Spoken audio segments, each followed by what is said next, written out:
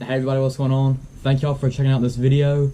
So today I'm gonna be going over my top 5 baits to be thrown in the fall. You know, it's if you've lived around this part of the country, you know, Alabama, Georgia, we've had some cool weather this past week. It got down in like the low 40s the other day, and it's Saturday afternoon now, but it's up in the 70s, but it was, you know, down in the 50s this morning. So it's getting to be fall, getting to be the fall time of the year. The fish are, you know, starting to bite a little bit better. So I'm just going to go over my top 5 baits that I like to throw this time of the year. I did a video the other day talking about going over tackle, and I said I'll do a top 5 fall bait, so that's what this one is. So to start off, probably my favorite thing to throw is a big topwater. This is actually a Berkeley topwater bait, but you can see it's, you know, it's a long bait, got 3 trebles on it.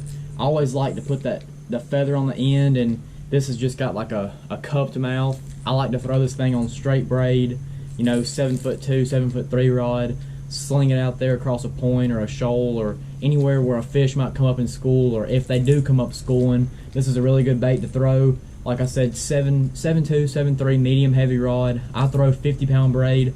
I don't put a leader on it. Some people do. I think it gets hung up more.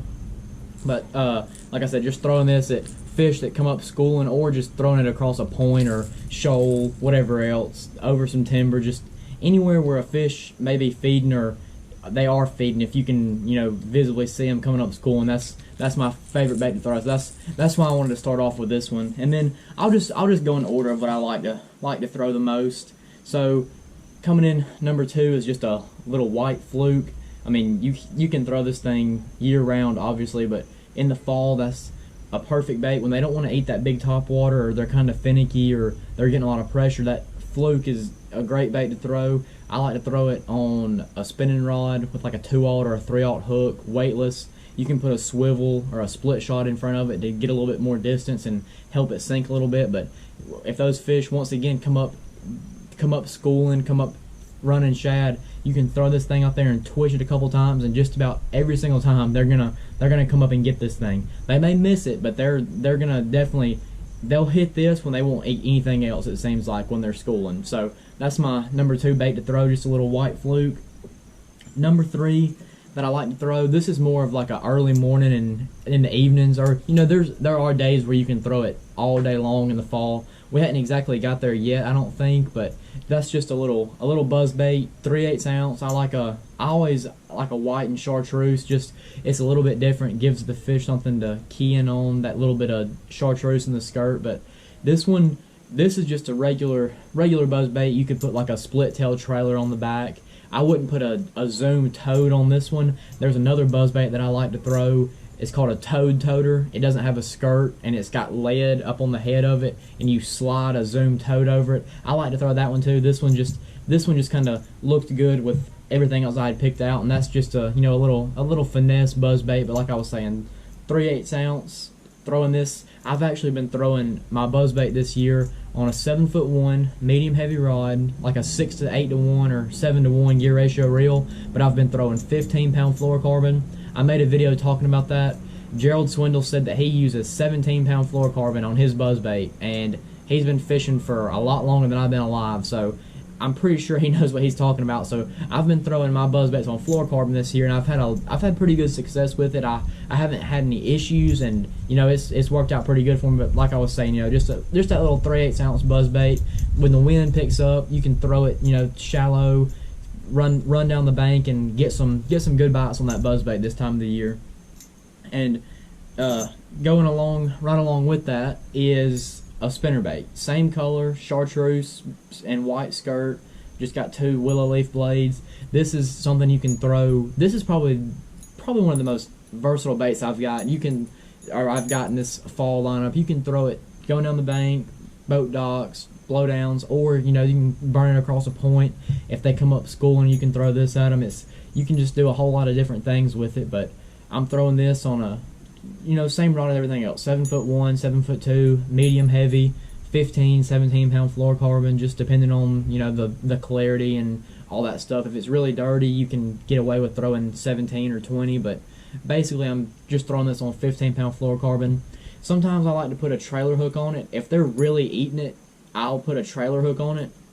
But if you know, if I'm gonna put like a trailer, like a zoom split tail or a grub, I don't usually put a trailer hook on there. But if you're throwing it in open water, like I was talking about, coming across a point or a shoal or something, you can put that trailer hook on there just in case they come up and slap at it or short strike it. And if they come up schooling, you know, they might come and swipe at it. So you want that trailer hook. But like I was saying, you know, there's that little spinnerbait, and I like the white and the chartreuse and the skirt. And then last of all, it's not my least favorite, but I guess out of the most fun in this group, it's on the bottom, even though it is really fun to throw. And that's just a jerkbait. This was actually a deep running jerkbait. It'll go 6, 7, 8 feet on 10, 12 pound line.